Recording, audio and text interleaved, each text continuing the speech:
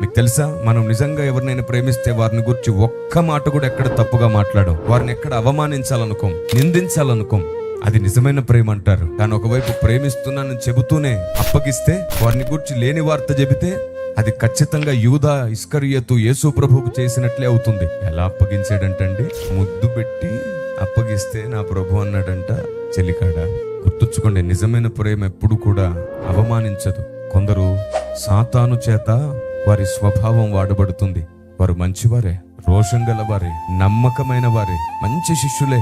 కానీ వారి స్వభావాన్ని సాతాను వాడుకుంటాడు. తొందరపడే స్వభావం, తమను తాము నిరూపించుకునే స్వభావం. ఎవరైనా ఏమైనా నా గురించి ఏదైనా అనుకుంటారేమో, అనుకోకూడదని తమ గురించి తాము అందరూ బాగా అనుకోవాలని, దేవుని గురించి అనుకున్నా, సత్యముని గురించి అనుకున్నా, సేవకుని గురించి అనుకున్నా, ఎవరిని గురించి ఏమనుకున్నా పర్వాలేదు, నా గురించి మాత్రం ఎవరు ఏం తప్పుగా అనుకోకూడదని మసిబూసి మారేడుకాయ చేసే ప్రయత్నాల్లో చాలా మంది ఉంటారు.